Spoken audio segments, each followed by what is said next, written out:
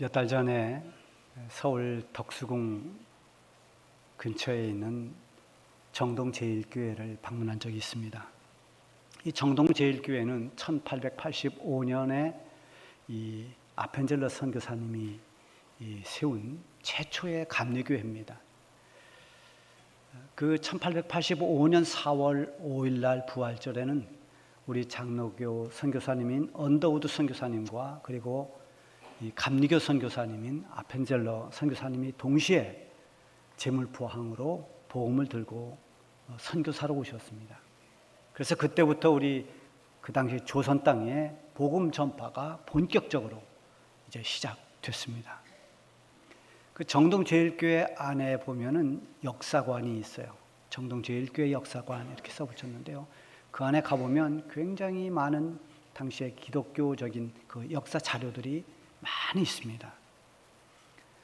아펜젤러 선교사님이 그 정동제일교회에서 17년간을 목회를 하면서 사역을 하면서 배제학당을 세웠습니다. 그리고 또 우리 한글 성서 번역에도 굉장히 애를 많이 쓰고 뭐 여러 가지 선교사로서 해야 할 많은 일들을 하면서 그 모든 선교의 열정을 다 쏟아부었습니다. 역사 기념관을 돌아보면서 이 복음의 능력이 얼마나 위대한가를 다시 한번 절감할 수 있는 그런 좋은 기회가 되었습니다. 아펜젤러 선교사님뿐만이 아니라 그 후에도 이 땅에 들어온 수많은 선교사님들의 헌신과 희생이 있었습니다. 그들이 뿌린 이 복음의 씨앗, 그리고 그들이 눈물로 드렸던 그 눈물의 기도, 그것이 훗날 우리 한국의 수많은 기독교 인재를 양성했고 그리고 한국교회가 크게 부흥될 수가 있었습니다. 여러분, 선교사로 파송되어서 낯선 곳 이국 땅에 가서 자기 생애를 보낸다는 것이 얼마나 힘들고 어려운 일입니까? 성경에 보면 안수에서 파송한 최초의 선교사님이라고 한다면 사도 바울과 바나바입니다. 바울과 바나바죠. 스데반이 순교당한 후에 예루살렘에 엄청난 박해가 일어납니다. 그 박해를 피해서 그리스도인들이 다 사방으로 퍼졌습니다. 이렇게 흩어진 디아스포라들이 어느 지역을 가든지 그들이 모여서 함께 하나님께 예배를 드리고 그러면서 자연스럽게 이방 땅에 교회가 세워지게 됩니다. 그 가운데 한 교회가 바로 안디옥 교회인데요. 예루살렘에서 굉장히 떨어진 이 안디옥 지역에 그곳에 갔던 디아스포라들이 모여서 안디옥 교회를 만들었어요. 근데 거기에 놀라운 성령의 역사가 나타나고 부흥이 일어나고 많은 사람들이 예수님을 영접하고 하나님께로 돌아온다는 이런 좋은 소문이 저 예루살렘 교회까지 갔습니다. 그래서 예루살렘 교회는 한 사람을 파송하게 되는데요. 그가 누군가 하면 성령 충만하고 믿음이 충만하고 그리고 심성이 아주 착한 바나바라고 하는 사람입니다. 바나바가 안디옥 교회에 와보니 정말 안디옥 교회는 놀라운 하나님의 은혜가 임한다는 걸 알았습니다. 많은 사람들이 하나님 품에 돌아오고 정말 교회가 생동감이 있었습니다. 그래서 혼자 그 사역을 하기보다는 누군가 함께 동역을 해야 되겠다 해서 기도를 하는 가운데 떠오른 것이 바로 사도 바울입니다. 그래서 당시에 그 사도 바울이 자기 고향인 다소에 직부하고 있을 때 바나바가 가서 바울을 모시고 옵니다. 그리고 함께 이 안디옥 교회의 사역을 함께 동역합니다. 그러면서 교회는 부흥을 했습니다. 그리고 이제는 안디옥 교회를 넘어서 저 세계를 향해서 선교의 발길을 돌려야 할 때가 왔습니다. 그래서 안디옥 교회는 이 바울과 바나바를 안수하여 최초로 이제 선교사님으로 파송을 합니다. 이들의 사역지는 지금처럼 어느 나라로 이렇게 딱 정해져 있는 것이 아니라 어느 곳이든 세상 어디든 가서 사람들에게 복음을 전하는 것입니다.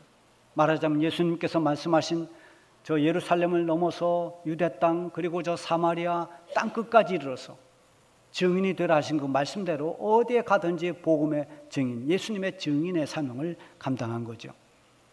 이렇게 시작한 바울의 선교 여행이 1차 전도여행, 2차 전도여행, 3차 전도여행까지 이렇게 이르게 됩니다. 얼마나 많은 곳을 다니면서 또 얼마나 긴 세월을 많은 박해와 어려움 가운데서 그 일을 감당했습니다. 바울이 처음 안디옥에서 안수를 받고 선교를 위해서 떠났지만은 이것은 하나님이 주신 사명을 시작하는 그런 출발이었습니다. 이미 사도 바울은 회심할 때 예수님으로부터, 주님으로부터 이방인들을 위해서 복음을 전하라는 그 사명을 부여받았습니다. 그 사명을 감당하기 위해서 많은 기도로 준비했을 것입니다. 그리고 그 사명이 시작되면서 그는 그 사명을 마칠 때까지 뒤를 돌아보지 않았습니다. 오직 이 사명의 길을 앞을 향해 달려갔습니다. 그래서 그의 고백 가운데 사도행전 20장 24절에 보면 내가 달려갈 길과 주 예수께 받은 사명 곧 하나님의 은혜의 복음을 증언하는 일을 마치려 하면은 나의 생명조차도 조금 더 귀한 것으로 여기지 아니하노라 이렇게 말합니다. 생명도 돌보지 않고 오직 복음을 전하는 일에 온 힘을 다 썼습니다. 바울이 주님께 받은 이 사명은 이방인들에게 하나님의 은혜의 복음을 전하는 일이었습니다. 무슨 일을 하든지 사명으로 하는 사람과 그렇지 않은 것은 굉장히 큰 차이가 납니다. 요즘에 일반 대학교도 마찬가지겠습니다만 신학교는 더더욱 신입생들이 모집이 안 됩니다.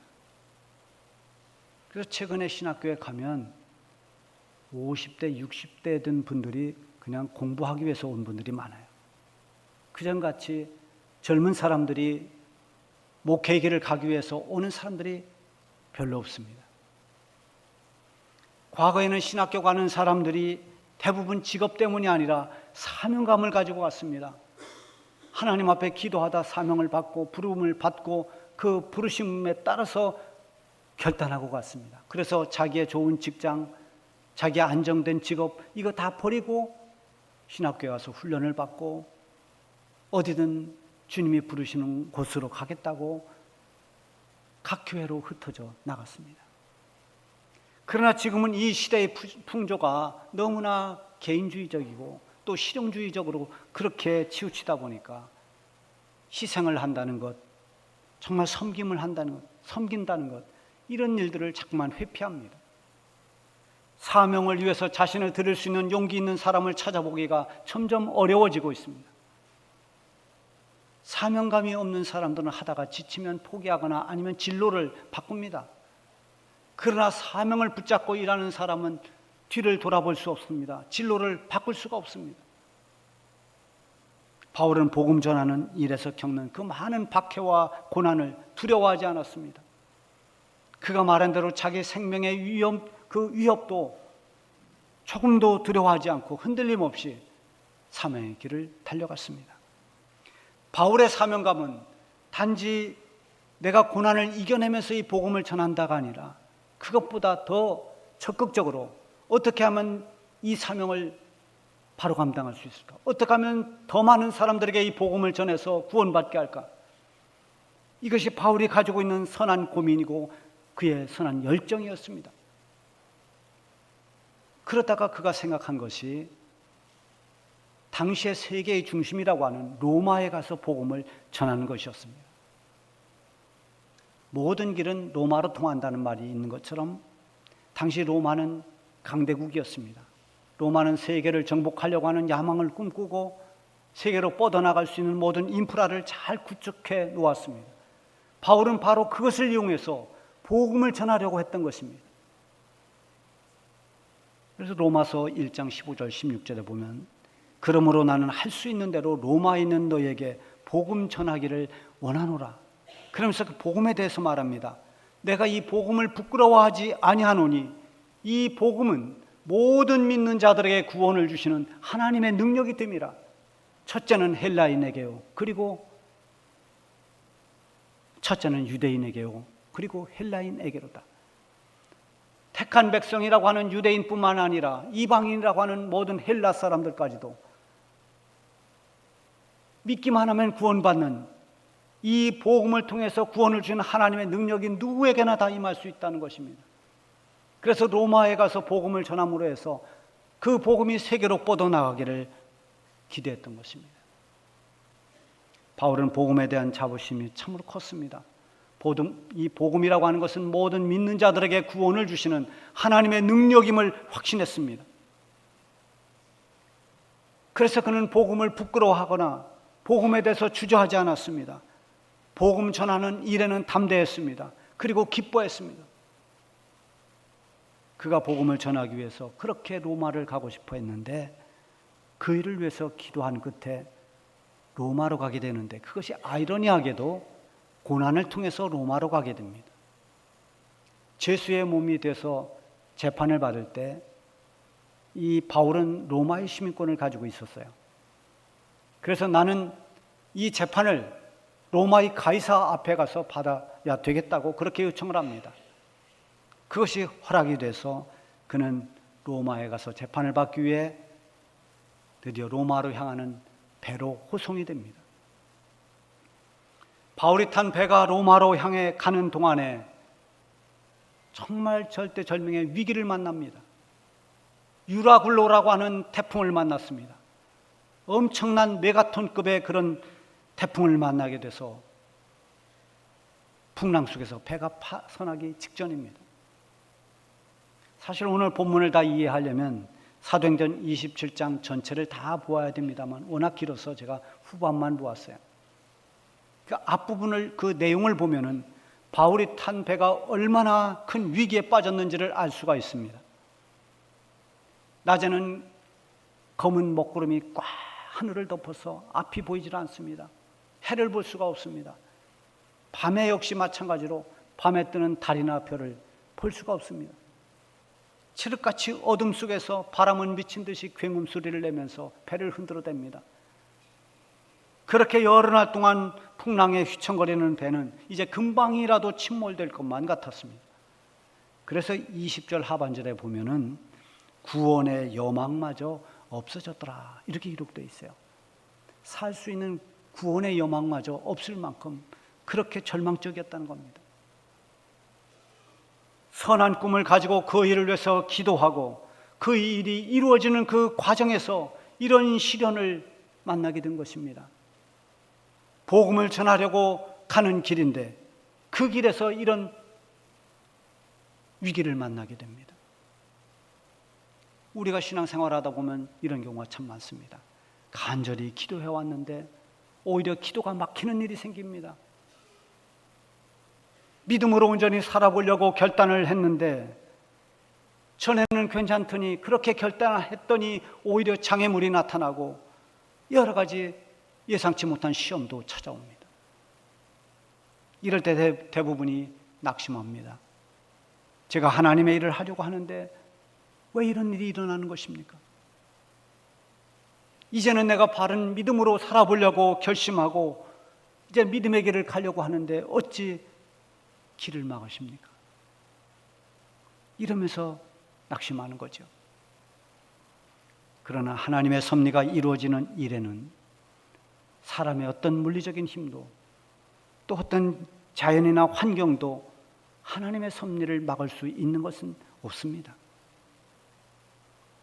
그 과정에서는 이해할 수 없는 여러 가지 일들이 일어나지만은 그 끝을 보면 결국은 하나님의 뜻은 이루어집니다. 하나님의 섭리는 이루어지고 마는 것입니다. 그래서 낙심하지 말아야 되고 포기하지 말아야 됩니다. 갈라디아서 6장 9절에 보면 우리가 선을 행하되 낙심하지 말지니 포기하지 아니하면 때가 이름에 거두리라, 이렇게 말씀하고 있어요. 로마서 8장 28절에 보면 우리가 알거니와 하나님을 사랑하는 자 곧 그의 뜻대로 부르심을 입은 자들에게는 모든 것이 합력하여 선을 이루느니라 그랬습니다. 이 하나님의 섭리입니다.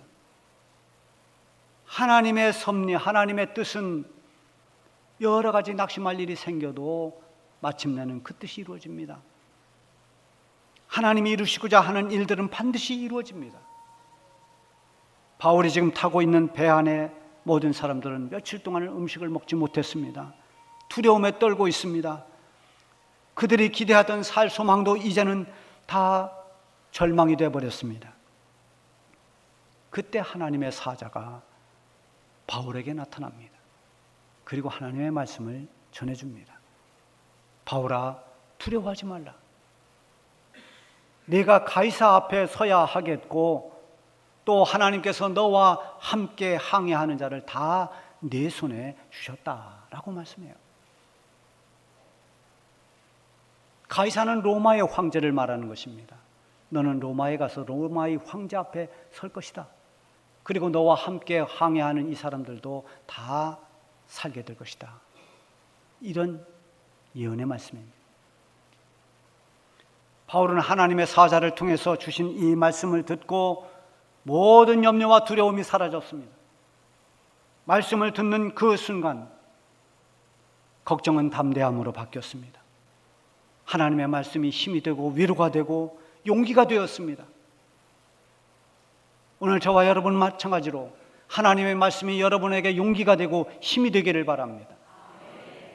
이 세상을 살아가는 동안에 성도들의 삶도 바다를 항해하는 배와도 같습니다. 언제 풍랑을 만나게 될지 모릅니다. 언제 앞이 보이지 않는 그런 어둠의 날이 올지도 모릅니다. 그때 우리는 반드시 하나님의 말씀을 붙잡아야 됩니다. 하나님의 말씀을 붙잡으면 그 말씀이 우리를 이끌어갑니다. 주의 말씀은 내 발의 등이요 내 길의 빛이라고 했습니다. 말씀을 붙잡고 나갈 때 고난도 이겨낼 수가 있고 어둠 속에서도 하나님께서 인도하시는 그 길을 볼 수 있는 것입니다. 바울은 자신이 들은 하나님의 말씀을 배 안에 있는 사람들에게 전하면서 안심을 시킵니다. 여러분 두려워하지 마십시오. 하나님께서 우리를 다 구원해 주시기로 했습니다. 배는 깨지지만 우리는 한 사람도 다치지 않습니다. 자신이 확신이 없으면 이렇게 담대하게 말할 수가 없습니다. 확신이 없으면 지금 주변에 일어나는 상황만 쳐다봅니다. 아직도 풍랑은 거칠고 바람은 윙윙거리고 배는 침몰되기 직전인데 어떻게 이렇게 말할 수 있습니까? 그런데 바울은 하나님이 주신 그 말씀을 확신하면서 배 안에 있는 사람들에게 이렇게 외칩니다. 여러분 안심하라. 나는 내게 말씀하신 그대로 되리라고 하나님을 믿노라. 그런즉 우리가 반드시 한 섬에 걸리리라. 얼마나 확신 있는 믿음입니까?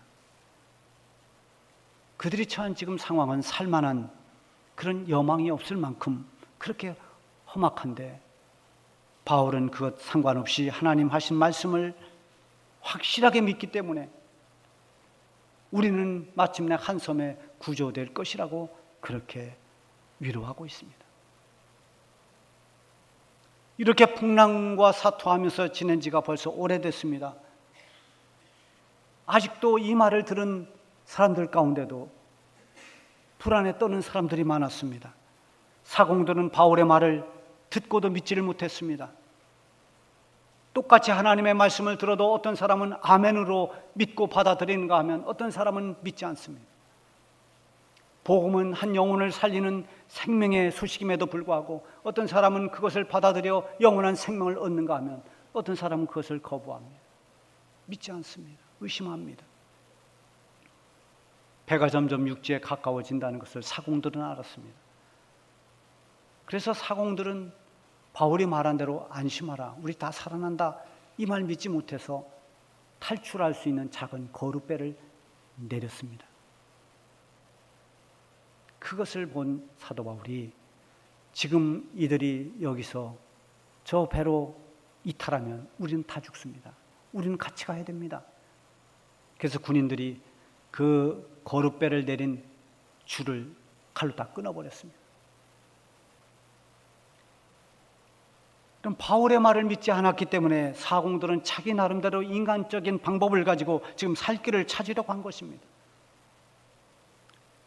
바울은 하나님의 말씀에 대해서 확신을 가지고 배 안에 있는 사람들을 안심시키면서 음식을 먹으라고 권합니다. 그동안 풍랑 때문에 우리가 정신이 없어서 음식도 먹지 못했지만 이제 여러분 열흘이 넘도록 14일을 그렇게 우리가 시달려 왔지만 이제는 떡을 떼어 먹읍시다. 그래서 축사한 후에 모두가 떼어 먹었는데 그 수가 276명이라고 그랬습니다. 음식을 먹고 날이 밝아오면서 조금 바람이 좀 잦아들면서 이제 경사진 해안이 보이고 거기다 배를 대려고 시도를 합니다. 이제 육지에 배만 되면 다 구조되는 겁니다. 그런데 또 문제가 생겼습니다. 두 물이 합해서 흐르는 곳, 이런 곳이 굉장히 위험한 것이죠. 이 조류가 합쳐지면서 소용돌이가 치고 하는 그런 곳에 딱 배가 걸리면서 빨려들면서 이물이라고 하는 것은 배 앞쪽을 말해요. 이물은 완전히 부딪혀서 움직이지를 못하고 저 뒤쪽을 고물이라고 하는데 고물 쪽은 큰 파도에 깨졌습니다. 바로 땅을 앞에 두고 큰 사고를 당한 것입니다. 하나님의 말씀이 이루어지기 바로 직전에 문제가 터졌습니다. 하나님의 응답하심이 이루어지기까지 그래서 많은 인내가 필요합니다. 때로는 몇 번의 시험도 거쳐야 됩니다. 이것을 견뎌내고 극복하는 것이 믿음의 싸움입니다. 군인들은 죄수들이 도망칠까 봐 죄수들을 다 죽이려고 했습니다. 그때 그 군인들을 인수라는 백부장이 바울을 보호하기 위해서 한 사람도 죽여서는 안 된다. 그리고 수영을 할 줄 아는 사람부터 물에 뛰어내려서 헤엄쳐서 육지로 가도록 했습니다. 그리고 남은 사람들은 다 널찍하기든 물에 뜨는 것들을 이용해서 육지로 가게 했습니다. 배에 타고 있던 사람들이 276명이나 됩니다.